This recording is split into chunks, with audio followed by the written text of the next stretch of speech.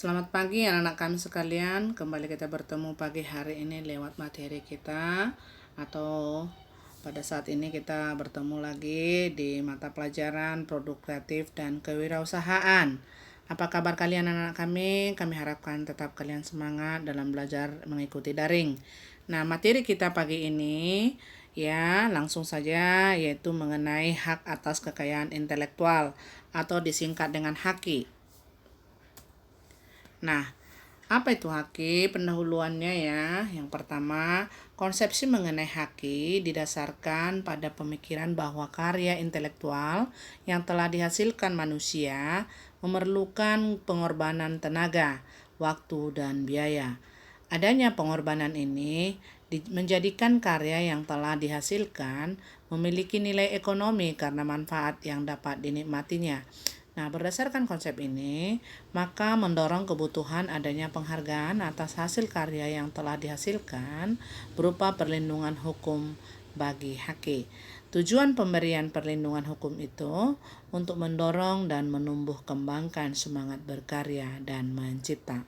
Nah, itulah tujuan daripada haki tadi.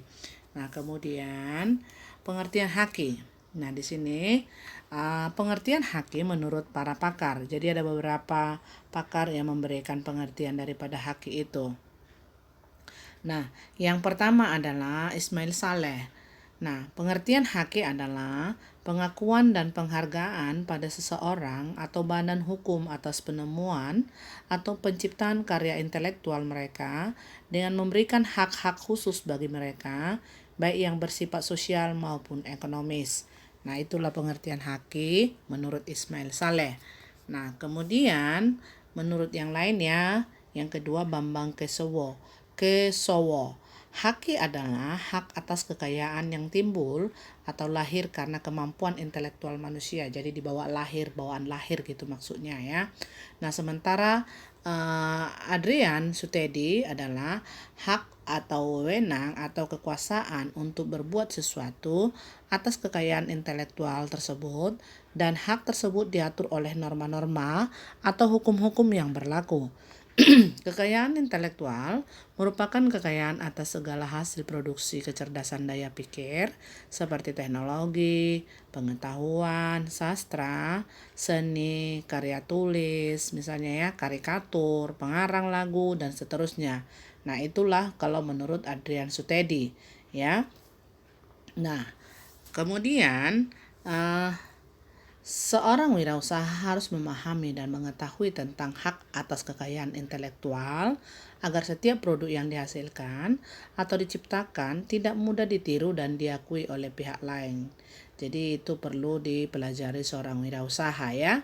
Kemudian manfaat ekonomi lainnya adalah ia bisa memberikan keuntungan seperti mendapatkan royalti ketika produknya digunakan oleh pihak lain. Nah, jadi ada keuntungan tertentu yang dia dapat ya kalau dari manfaat ekonominya.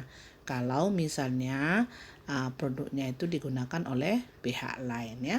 Kemudian apabila ia tidak mempatenkan produknya itu, artinya ia siap menerima resiko yang tidak diinginkan. Misalnya produknya diakui oleh orang lain. Nah, itu dia, ada resiko ya. Jadi perlu itu hak atas kekayaan intelektual itu tadi ya. Tujuan dari sifat haki mencegah adanya kemungkinan pelanggaran haki milik orang lain, itu tujuannya ya. Kemudian meningkatkan daya saing dan pangsa pasar, bisa dijadikan sebagai bahan pertimbangan dalam menentukan strategi penelitian bisnis dan industri di Indonesia. Nah, kemudian yang berikut, hak atas kekayaan intelektual memiliki dua buah sifat. Apa itu? Yang memiliki jangka waktu tertentu. Hak atas kekayaan intelektual memiliki jangka waktu tertentu, ya. Jadi memiliki jangka waktu tertentu, ya, yaitu artinya hak atas kekayaan intelektual memiliki jangka waktu tertentu, itu bisa digunakan ya. Kemudian apabila jangka waktu sudah habis, hasil penemuan tersebut akan menjadi milik umum. Akan tetapi ada juga hak yang jangka waktu bisa diperpanjang. Tadi waktu tertentu itu yang pertama ya. Ini hanya ada sedikit kesalahan penulisan ini. Kemudian hak atas akan tetapi ada juga haki yang jangka waktunya bisa diperpanjang. Contohnya adalah hak merek, bisa diperpanjang itu ya. Kemudian tadi yang pertama tadi hak atas kekayaan itu memiliki dua ya, jangka waktu tertentu dan jangka waktu diperpanjang. Nah, kemudian yang berikut adalah bersifat eksklusif ya, yang terakhir nih ya, yang Ibu mau sampaikan bersifat eksklusif dan mutlak. Haki bersifat eksklusif dan mutlak artinya tidak ada satu orang pun yang boleh melanggar hak kekayaan intelektual milik orang lain. Pemilik hak bisa mengajukan tuntutan jika mengetahui adanya pelanggaran yang dilakukan pihak lain. Nah, yang terakhir, tak hanya itu saja, pemilik haki memperoleh hak monopoli. Ia berhak melarang orang untuk membuat ciptaan yang sama dengan ciptaan miliknya. Nah, itulah dia kira-kira daripada kalau kita belajar mengenai hak atas kekayaan intelektual ini atau disingkat dengan haki. Tadi Ibu sudah sampaikan di awal daripada materi ini atau video ini bahwa haki itu ada tiga pengertian menurut para pakar. Tadi yang pertama apa?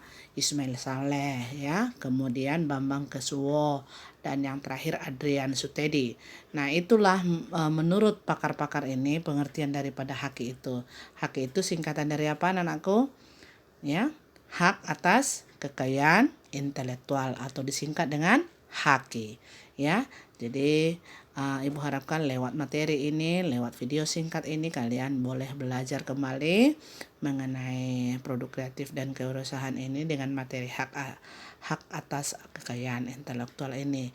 Mohon dipelajari kembali dan dicatat di buku catatannya supaya bisa kalian boleh memahami. Setiap tugas mohon dikerjakan atau untuk materi ini bisa nanti kita kasih tugas untuk latihan. Terima kasih untuk perhatiannya. Tetap semangat buat anak-anak kami. Untuk video singkat ini sekian dan terima kasih.